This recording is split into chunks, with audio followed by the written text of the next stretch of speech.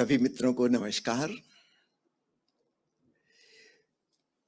एक छोटी सी घटना आपको बताऊं, फिर आज की चर्चा शुरू करेंगे। सदगुरु ओशो जब प्रवचन देते थे, उसके करीब 6 महीने पहले पत्रिका में, न्यूज़लेटर में खबर छप जाती थी कि आने वाले 6 महीने में किस किस विषय पर वो व्याख्यान माला देंगे। महागीता यानी अष्टावक्र जनक संवाद पर जब घोषणा हुई, फिर जब वो समय आया, 5 महीने जब पूरे हुए, तब ओशो ने चेंज कर दिया, पोस्टपोन कर दिया। फिर दोबारा खबर छपी कि 6 महीने बाद। फिर तीसरी बार भी ऐसा ही हुआ, पुनः स्थगित कर दिया।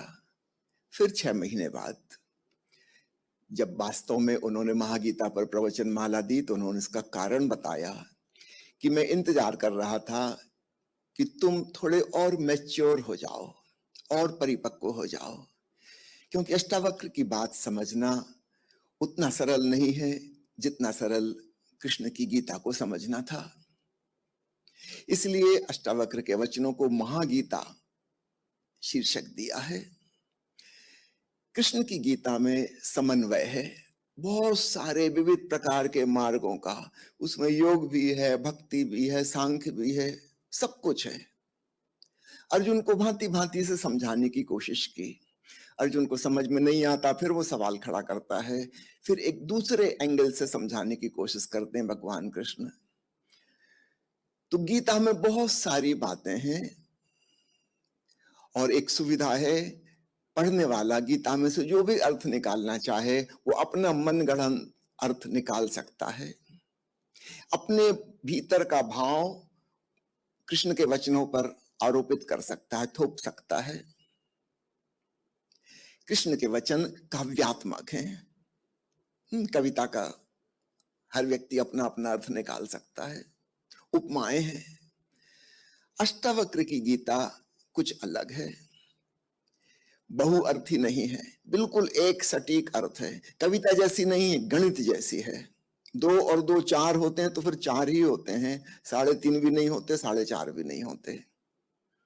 केमिस्ट्री का फार्मूला, एग्जैक्ट मीनिंग, जैसा है वैसा ही, अगर पकड़ सको तो पकड़ना। अर्जुन से बात कर रहे थे कृष्ण।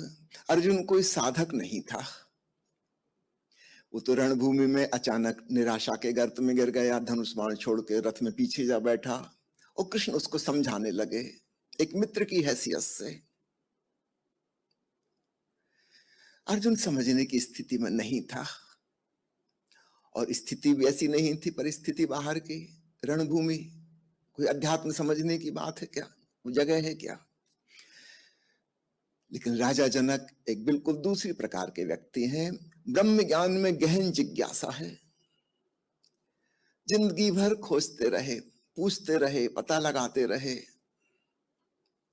फिर एक बार ऐसा हुआ कि अक्सर वे विद्वानों की सभा बुलाते थे, ब्रह्म ज्ञान की चर्चा होती थी। अष्टावक्र के पिता भी उस सभा में गए हुए थे। जब बहुत देर हो गई, लौटे नहीं, तो अष्टावक्र की मां ने कहा कि बेटा जरा देख के तो आ, तेरे पिता अभी तक आए नहीं, भोजन का समय हो रहा है, भोजन ठंडा हुआ जा रहा है। अष्टावक्र गए देखने। 8 जगह से उनके अंग आड़े तिरछे थे। इसके पीछे भी एक बड़ी अद्भुत कहानी है। अष्टावक्र के पिता बड़े विद्वान थे, वेद पाठी पंडित थे, महापंडित कहना चाहिए। घर में दिन रात वेदों का पाठ चलता रहता था, व्याख्यान चलते रहते थे। अष्टावक्र जब अपनी मां के गर्भ में थे, तो गर्भ में से ही अचानक एक दिन उन्होंने आवाज लगाई, अपने पिता से कहा कि रुको, बंद करो ये बकवास, ये सब क्रियाकांडों की बातें व्यर्थ हैं, निरर्थक हैं। निश्चित रूप से पिता तो बहुत नाराज हो गए। बड़े बड़े विद्वान जिनको सुनने आते हैं, राजा जनक भी जिनसे सवाल पूछते हैं, और ये गर्भस्थ शिशु आवाज लगा रहा कि बकवास बंद करो, ये असली अध्यात्म नहीं है। पिता इतने नाराज हो गए, क्रोध में उन्होंने अभिशाप दे दिया अपने ही बच्चे को कि 8 जगह से तेरे अंग आड़े तिरछे हो जाएं। ये 8 अंग भी समझना, चूंकि योग में अष्टांग की बात आती है, योग के 8 अंग हैं। तो इस प्रकार से शरीर विकृत हो जाए कि तू योग आसन ही ना कर सके, योग का कोई अंग तू पालन ना कर सके, ये अभिशाप दे दिया। और आश्चर्य की बात, अष्टावक्र अद्भुत व्यक्ति रहे।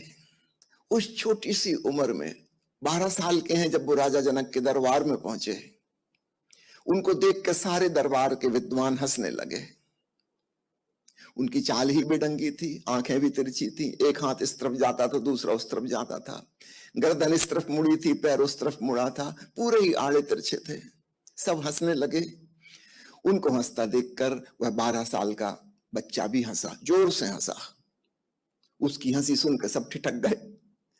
राजा जनक भी सकते में आ गए।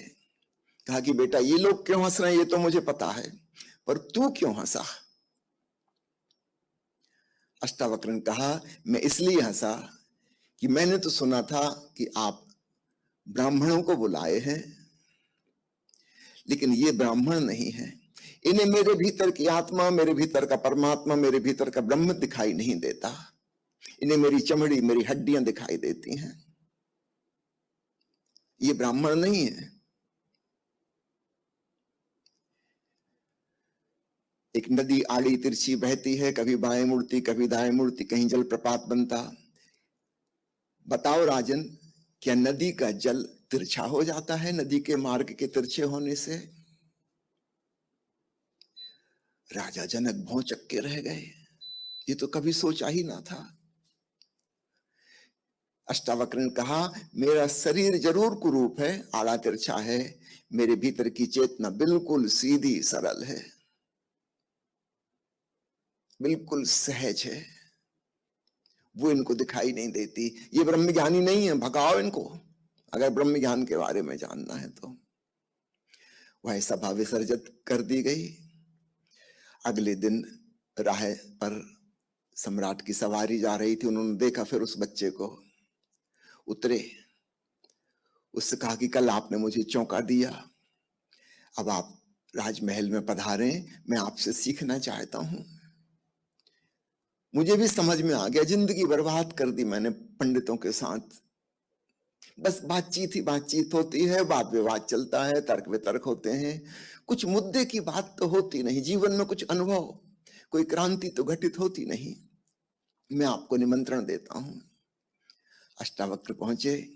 राजा जनक ने उन्हें अपने स्वर्ण सिंहासन पर विराजमान किया और स्वयं उनके चरणों में नीचे बैठ के उनसे सवाल पूछा कि हे प्रभु, ज्ञान कैसे हो, मुक्ति कैसे हो, वैराग्य कैसे हो? इसके पहले कि हम राजा जनक के सवाल और अष्टावक्र के जवाब पर जाएं, एक दो और छोटी घटनाएं याद आती हैं, वो आपसे शेयर करूं। भगवान बुद्ध के बारे में कहा जाता है कि जब उनका जन्म हुआ, उनकी मां वृक्ष के नीचे खड़ी हुई थी, खड़े खड़े ही वे जन्मे, सीधे जमीन पर खड़े हुए 7 कदम चले और उन्होंने घोषणा की कि मैं सर्वाधिक जागृत व्यक्ति हूं, द मोस्ट एनलाइटेंड पर्सन, परम चैतन्य हूं। और उन्होंने 4 आर्य सत्य कहे और अष्टांगिक मार्ग की घोषणा की। भरोसा नहीं आता कि ऐसा हुआ होगा। चीन के संत लाओ त्सु के बारे में कहा जाता है कि वो बहुत वृद्धावस्था में पैदा हुए, 80 साल तक मां के गर्भ में रहे। निश्चित रूप से यह तथ्यगत तो नहीं हो सकता, मां की उम्र कितनी हो गई होगी तब तक? निश्चित रूप से 100 सवा 100 साल की हो गई होंगी। 80 साल की उम्र में लाओ त्सु का जन्म हुआ, बूढ़े ही पैदा हुए। और पारसी धर्म के प्रवर्तक झरथुस्त्र के बारे में किंवदंती है कि वे हंसते हुए जन्मे थे। सारे बच्चे रोते हुए आते हैं, झरथुस्त्र हंसते हुए आए। माता पिता भी चौंक गए होंगे, वो दाई भी घबरा गई होगी जो उनकी मां की सेवा कर रही थी। हंसता हुआ बच्चा। इन कहानियों को प्रतीक रूप में काव्यात्मक ढंग से समझना। निश्चित रूप से ये तथ्य नहीं हो सकते, लेकिन फिर भी सत्य हैं। बुद्ध ने पैदा होते से ही घोषणा कर दी, आगे चल के वो जो कहने जा रहे हैं, जब इस वृक्ष में बहुत फूल खिलेंगे, फल लगेंगे, सुगंध दूर दूर तक फैलेगी, बीज रूप में वह सब मौजूद तो होना ही चाहिए। उस छोटे बच्चे ने घोषणा कर दी 4 आर्य सत्यों की, अष्टांगिक मार्ग की। सूत्र रूप में पूरी बात हो गई, आगे विस्तार होगा। बीज में वह सब कुछ मौजूद है जो वृक्ष में फलेगा फूलेगा। निश्चित रूप से वह बहुत सूक्ष्म में दिखाई नहीं देता, बाद में प्रकट रूप आएगा, उसका विराट रूप होगा। लाओ त्सु बूढ़ा ही पैदा हुआ। यह प्रतीकात्मक कथा कह रही है कि बड़े बड़े उम्र के बुजुर्ग लोगों को भी जितनी अनुभव नहीं, जितनी समझ नहीं, उससे ज्यादा डीप अंडरस्टैंडिंग, विजडम को लेकर लाओ त्सु पैदा हुआ।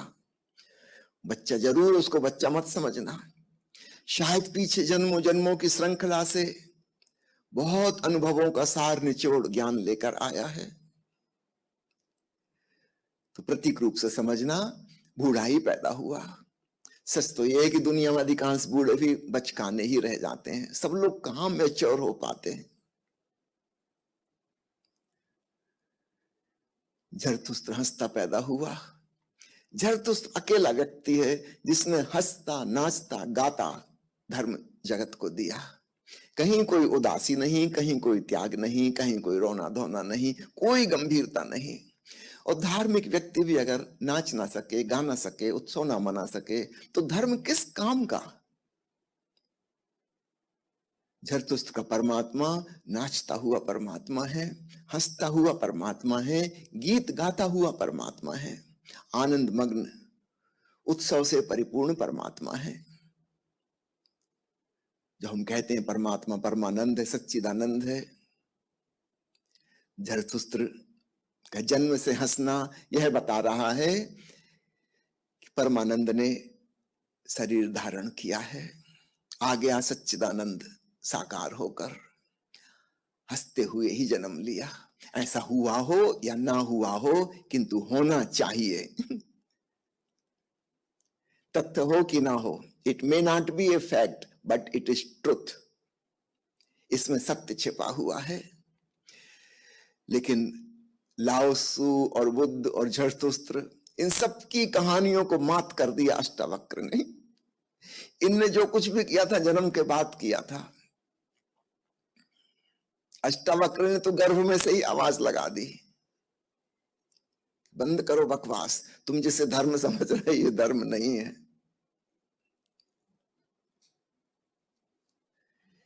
पिता नाराज हो गए, होना ही चाहिए, कौन नहीं होगा। खासकर विद्वान लोग हमें जिन्हें कहते हैं बहुत अहंकारी, बहुत घमंडी होते हैं, उन्हें अपने जानकारी का, अपनी विद्वता का बड़ा अभिमान होता है। अगर कह दो कि तुम्हारे विचार गलत, लड़ाई झगड़े को, मरने मारने को तैयार हो जाते हैं। दुनिया के सारे लड़ाई झगड़े ज्ञानियों ने करवाए हैं, याद रखना। विद्वान लोगों ने करवाए हैं, साधु महात्माओं ने करवाए हैं, पंडित पुरोहित मुल्ला पादरी, इन लोगों ने करवाए हैं। ये कहते हैं बस मेरा ही सिद्धांत सही, बाकी सब गलत। सबको बड़ा अभिमान है कि बस मैं सही हूं। तो पिता नाराज हो गए, अभिशाप दे दिया अपने बच्चे को। अब जरा कल्पना करो दूसरा सीन। राजा जनक ने उसे राज सिंहासन पर आदर पूर्वक बिठाया, उसके चरणों में झुककर निवेदन किया कि हे प्रभु, ज्ञान कैसे हो, मुक्ति कैसे हो, वैराग्य कैसे हो। ये 3 महत्वपूर्ण सवाल ये दर्शाते हैं कि राजा जनक वास्तव में मुमुक्षु है। यूं ही कुतूहलवश नहीं पूछ लिया है। साधारणतः मूढ़ जन जब कुछ पूछते हैं, इसका ठीक उल्टा पूछते हैं। वो पूछते हैं संसार में और राग में सफलता कैसे मिले। ये नहीं पूछते वैराग्य कैसे हो। जो उनके राग हैं, माया मोह है, इसमें और ज्यादा सफल कैसे हो जाएं। आशीर्वाद दीजिए कि मेरी महत्वाकांक्षा पूरी हो जाए। राजा जनक पूछ रहे हैं वैराग्य कैसे हो। संसार में लोग पूछते हैं विवाह कैसे हो, विवाह बंधन में बंधना चाहते हैं, घर गृहस्थी को और बड़ी करना चाहते हैं, दुकान और फैक्ट्री का विस्तार करना चाहते हैं। जनक पूछ रहे हैं मुक्ति कैसे हो। बंधन में तो बंधे हैं पता है, मुक्ति कैसे हो। पूछते हैं ज्ञान कैसे हो। क्या राजा जनक को जानकारियां नहीं थी? क्या उनके राजमहल में पुस्तकालय नहीं था? क्या वो पढ़े लिखे नहीं थे? जिंदगी भर से तो विद्वानों की बातें सुन रहे थे, और कौन सा ज्ञान। हाँ, इस बात के प्रति वो सतर्क हो गए थे कि साधारणतः हम जिसे ज्ञान कहते हैं वास्तव में वह ज्ञान नहीं है। ज्ञान तो वह है, विद्या तो वह है जो हमें मुक्त करे, और हमारा तथाकथित ज्ञान, सूचनात्मक जानकारी वाली ज्ञान वास्तव में हमारी स्मृति भर है और कुछ भी नहीं। वह तो हमें और बांधती है, ज्ञान हमें मुक्त नहीं करता। ज्ञान हमारा बंधन बंध जाता है। हम और एक चार दीवारी से घिर जाते हैं, कूप मंडूक, कुएं के अंदर का मेंढक, दीवारों से घिरा हुआ। हमारे ज्ञान की ईंटें हमारे चारों तरफ कुआं बना देती, दीवार खड़ी कर देती ऊंची, फिर हमें और कुछ दिखाई ही नहीं देता। तो राजा जनक का सवाल बड़ा महत्वपूर्ण है। साधारण संसारी वाला सवाल नहीं पूछ रहे, मुक्ति की बात पूछ रहे हैं, ज्ञान की बात पूछ रहे हैं, असली ज्ञान। वैराग्य कैसे हो। राग का विस्तार करने की नहीं पूछ रहे हैं। यह है असली मुमुक्षा, असली आध्यात्मिक व्यक्ति की जिज्ञासा। ऐसी घनी जिज्ञासा हो तो ही अष्टावक्र जैसा ऋषि अपना हृदय खोल सकता है। अष्टावक्र ने जो बातें कही बहुत गौर से हृदयंगम करना, कर ठीक ठीक सुन लिया तो बात बन जाएगी। अष्टावक्र ने जो कहा वो क्रांतिकारी अग्नि की लपट है, वो हमारे अज्ञान को जलाकर खाक कर देगी। हमारी तथाकथित बंधनों की जो भ्रांति है, हम कल्पना कर बैठे हैं कि बंधन में हैं, वे जंजीरें राख हो जाएंगी सिर्फ सुनने मात्र से। अष्टावक्र का पहला वचन है कि हे राजन, विषयों को विष की तरह समझ। विषय यानी बाहर के ऑब्जेक्ट्स, हम अपनी इंद्रियों से जिन्हें जानते हैं वे विषय हैं। हमने कुछ सुना, कुछ देखा, कुछ स्वाद लिया, गंध ली, कुछ स्पर्श किया, मन के विचारों से किसी चीज को हमने रिकॉग्नाइज किया, वो सब हमारी इंद्रियों के विषय हो गए। तो संसार में हम जो भी जान रहे हैं वह विषय है। और अष्टावक्र ने क्या कहा, विषय को विष की तरह समझ।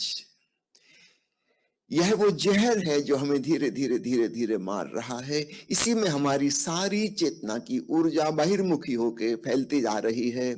जैसे किसी घड़े में छेद हो, ऐसी हमारी इंद्रियां हैं। घड़े के भीतर भरा हुआ जल बहता जा रहा, बहता जा रहा, और अंततः घड़ा रिक्त और खाली हो जाता।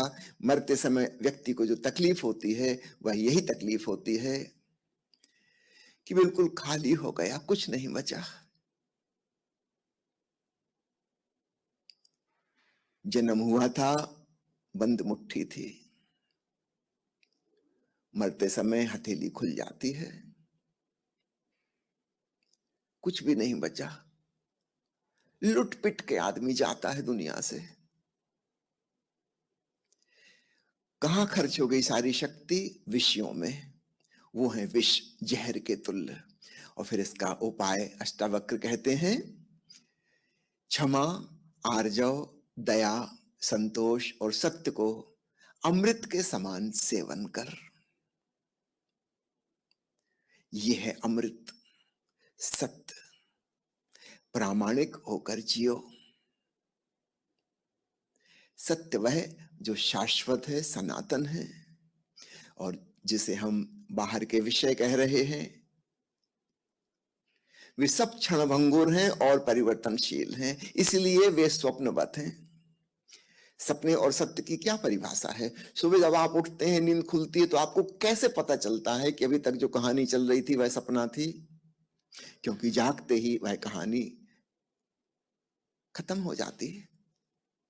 क्षण भर पहले थी, बिल्कुल सच जान पड़ती थी, और अभी अभी गायब हो गई।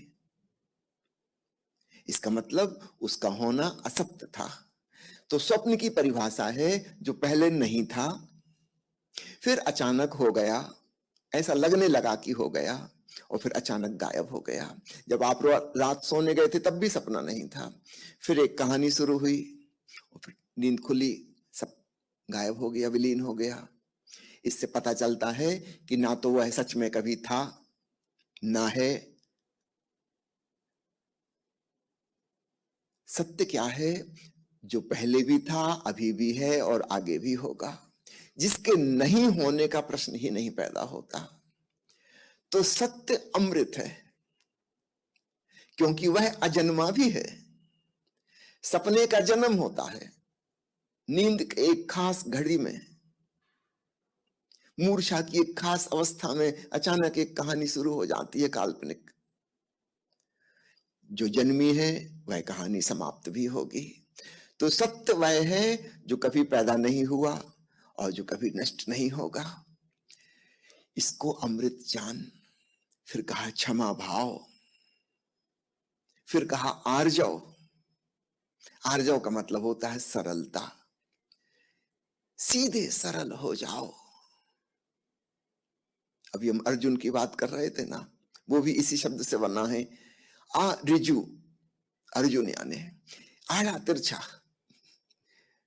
चालबाज, होशियार। दुनिया में बड़ी सफलता हासिल कर लेगा, लेकिन अध्यात्म में सफल नहीं हो सकता। वहां तो बड़ी सरलता चाहिए, बच्चों जैसी निर्दोषता, भोलापन चाहिए, तब सत्य से मुलाकात हो सकती है, वरना नहीं हो सकती। फिर कहा संतोष। साधारण भाषा में हम जिसे संतोष कहते हैं, वो लाचारी में अपने मन को सांत्वना देने का उपाय है। It is not real contentment, it is just consolation. हम चाह तो रहे थे कि ये मिल जाए, वो मिल जाए, बड़ी ऊंची ऊंची वासनाएं थी, महत्वाकांक्षाएं थी, लेकिन नहीं पा सके, असफल हो गए। फिर हम कहते चलो संतोष कर ले रहे, मजबूरी का नाम महात्मा गांधी, कोई बात नहीं। ये हम अपने मन को समझा बुझा रहे हैं, अष्टावक्र संतोष की बात नहीं कर रहे। संतोष उसे प्राप्त होता है जो उन चीजों पर दृष्टि लाए जो उसे प्राप्त हैं। असंतोष में वह जीता है जिसकी नजर उन चीजों पे लगी है जो अप्राप्त हैं, जो उपलब्ध नहीं है। सच पूछो, जो आस्तिक और नास्तिक की परिभाषा ओशो ने बड़ी प्यारी की है। आस्तिक बना है अस्तित्व से, जिसका अस्तित्व है, जो है, उस पर जिसकी दृष्टि है, वो आस्तिक है।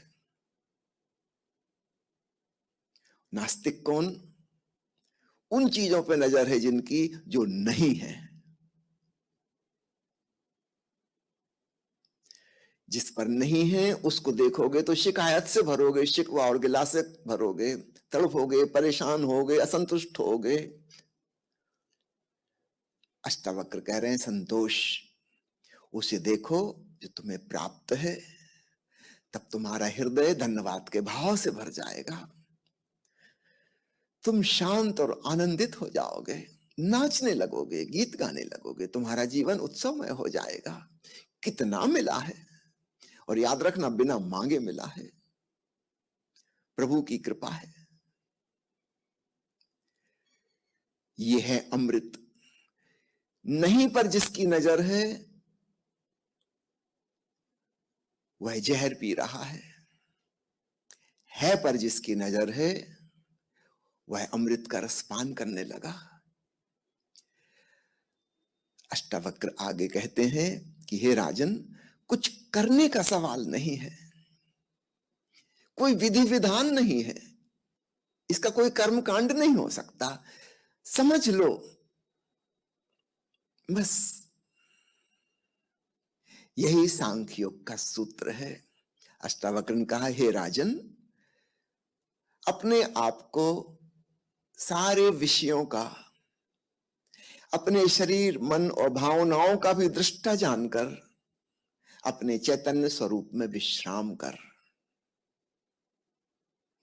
तू विशुद्ध बोध है, you are just pure awareness, relax.